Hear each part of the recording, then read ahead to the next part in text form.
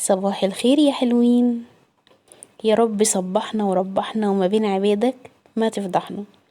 ربنا يجعل صباحكم دايما كله رزق وسعادة وفرحة على قلوبكم يا رب. يوم النهاردة مش قادرة اوصف لكم بقى. ربنا كرمني كده ونزلت اشتريت 5 فرخات، وفي الزمن ده اللي يجيب فراخ ده باشا بقى، معاه البشوية والبهوية وكل حاجة جميلة يعني. تعالوا اقول لكم على شوية افكار كده عملتها بيها. بصراحة مش كله، بس حابة ان انا اوريكم يعني ايه فكرة. طبعا اول حاجة على الصبح هو القهوة. من غير فنجان القهوة اليوم ما يتظبطش. بصوا بقى، انا جبت 5 فرخات او 3 كيلو من الوراك، وكمان كان عندي 4 اوراك في البيت. تمام. هنا بقى دي الوراك الاولى، اخدت كام ورك كده منها، غسلتهم ونضفتهم وشيلت الجلد منهم وكسرت العظمة من تحت وشقتها كده زي ما انتم شايفين. وكمان هوريكم بقى الطريقة. جبت صينية. الفراخ دي المفروض تتنقع بقى في حليب وتتبيلة ومش عارفه ايه لو انت عندك وقت يعني. طيب لو ما عندكيش وقت هتعملي ايه؟ هتعمليها زي كده على طول، لكن فوائد النقع ان انت بتعملي ان انت بتفتحي الانسجة بتاعة الفراخ.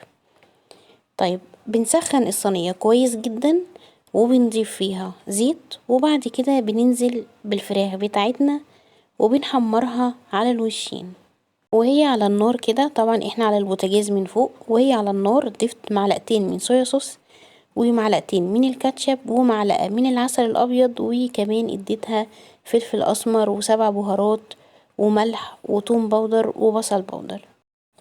التوم والبصل البودر تقدري ان انتي تستغني عنهم، مش اساسيين. طيب بعد كده عملت ايه؟ بعد كده اديتها ورق فويل ورحت مدخلاها في الفرن تستوي بقى ايه على مهلها. تمام.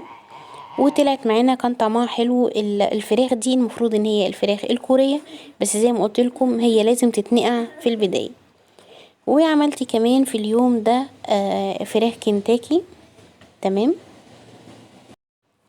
طبعا هي مش كنتاكي ولا حاجة يعني، بس انا بضحك عليهم، دي فراخ مسلوقة عادية. وبعد ما سلقتها عملت ايه؟ عملتها بالبيض والبقسماط وحمرتها وطلعت لهم على اساس ان هي فراخ كنتاكي. وكمان اخترت ما يقرب كده ل2.5 فرختين، وقلت انا هعملهم تتبيلة الشوي بحيث لما اشويهم يكونوا جاهزين. وكمان دي اسهل تتبيلة واحلى طعم يعني انا بفضله. عملنا الشوي بكذا طريقة، هسيبهولكوا في صندوق الوصف لو تحبوا ترجعوا له.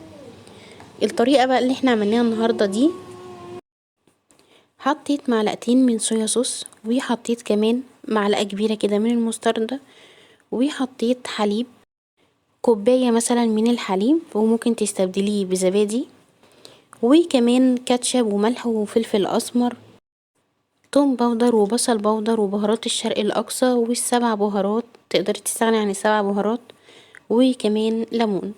وهندعك بقى الكلام ده حلو في بعضيه، وبعدين هتشيليه في شنطة، في كيس، في اللي هتشيليه فيه يعني. المهم تشيليه بالتتبيلة بتاعته. تمام.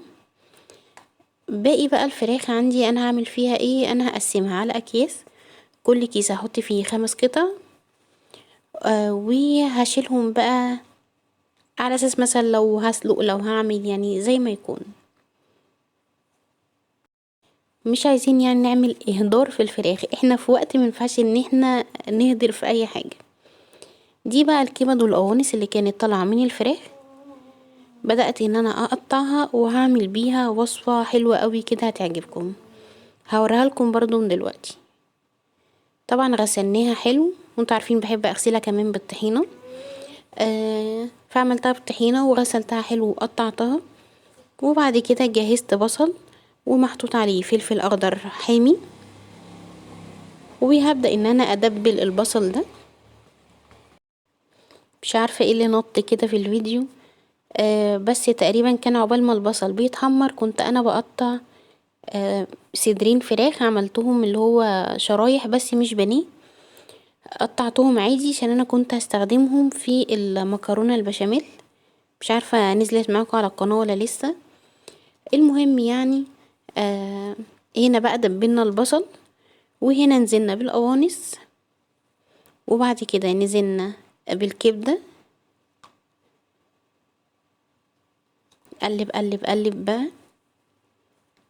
وكمان هنا ابني كان عامل شيف، وكمان اديتها توم، واديتها صويا صوص، واديتها مستردة، واديتها طماطم متقطعة صغير ومتشال منها القشر. وبدأت ان انا اقلبها كده في بعضيها، بيسموها مزلايكة. تمام. هنا بقى دي الفراخ اللي انا قطعتها. وكمان تقدري تجيبي اي نوع من المكرونة، مكرونة صغيرة، مكرونة حروف، مكرونة لسان عصفور، اي نوع من المكرونة المفضلة عندك، وتحمريها وتنزلي بيها على الكبدة اللي انتي عاملاها دي، بيكون طعمها حلو قوي. اديها بقى شوية مية مغلية علشان نسوي المكرونة. كنت عاملة كمان جنبيها لسان عصفور. دي بقى عشوة خفيفة كده، لسان عصفور مع المزلايكة دي بيكون طعمها حلو قوي. بس اوريها لكم بقى هي دلوقتي بعد ما استوت. جميلة قوي، جربوها هتعجبكم يعني. بس كده، ده كان الفيديو بتاعي النهارده. حبيت اوريكم شويه الوصفات دي. لو عجبكم بقى ما تنسينيش في الاعجاب. لو اول مره بتشوفيني اشتركي معايا وفعلي زر الجرس. دلوقتي هقول لكم مع السلامه.